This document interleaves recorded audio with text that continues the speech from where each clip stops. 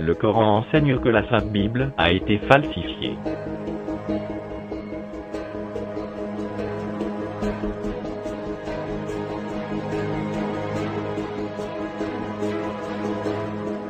Eh bien, espérez-vous, musulmans, que des pareils gens, les Juifs, vous partageront la foi, alors qu'un groupe d'entre eux, après avoir entendu et compris la parole d'Allah, la falsifièrent sciemment?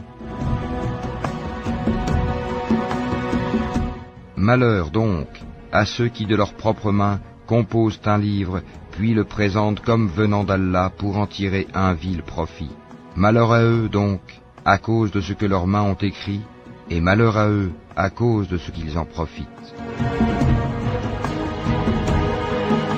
Ô gens du livre, pourquoi mêlez-vous le faux au vrai et cachez-vous sciemment la vérité?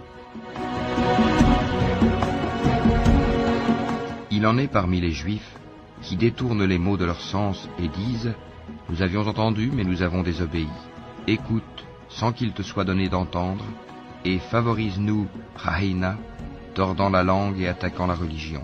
Si au contraire ils disaient « Nous avons entendu et nous avons obéi, écoute et regarde-nous, ce serait meilleur pour eux et plus droit. Mais Allah les a maudits à cause de leur mécréance, leur foi est donc bien médiocre. »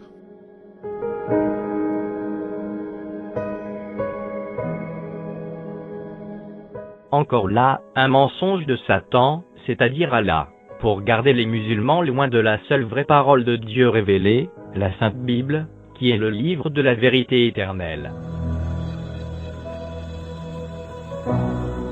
Mais je veux te faire connaître ce qui est écrit dans le livre de la vérité. Sanctifie-les par ta vérité, ta parole est la vérité. Le fondement de ta parole est la vérité, et toutes les lois de ta justice sont éternelles.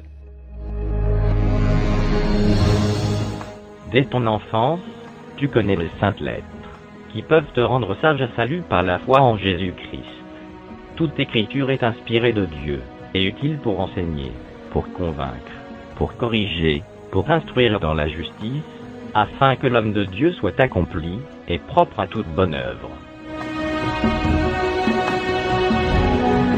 Si quelqu'un entend mes paroles, et ne les garde point, ce n'est pas moi qui le juge, car je suis venu non pour juger le monde, mais pour sauver le monde.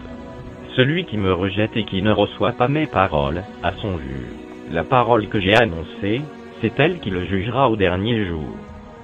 Car je n'ai point parlé de moi-même, mais le Père qui m'a envoyé, m'a prescrit lui-même ce que je dois dire et annoncer. Et je sais que son commandement est la vie éternelle. C'est pourquoi les choses que je dis, je les dis comme le Père me les a dites. Car, je vous le dis en vérité, tant que le ciel et la terre ne passeront point, il ne disparaîtra pas de la loi un seul iota, ou un seul trait de lettre, jusqu'à ce que tout soit arrivé. Celui donc qui supprimera l'un de ces plus petits commandements, et qui enseignera aux hommes à faire de même, sera appelé le plus petit dans le royaume des cieux. Mais celui qui les observera, et qui enseignera à les observer, celui-là sera appelé grand dans le royaume des cieux. Je le déclare à quiconque entend les paroles de la prophétie de ce livre. Si quelqu'un y ajoute quelque chose, Dieu le frappera des fléaux décrits dans ce livre. Et si quelqu'un retranche quelque chose des paroles du livre de cette prophétie, Dieu retranchera sa part de l'arbre de la vie et de la ville sainte, décrit dans ce livre.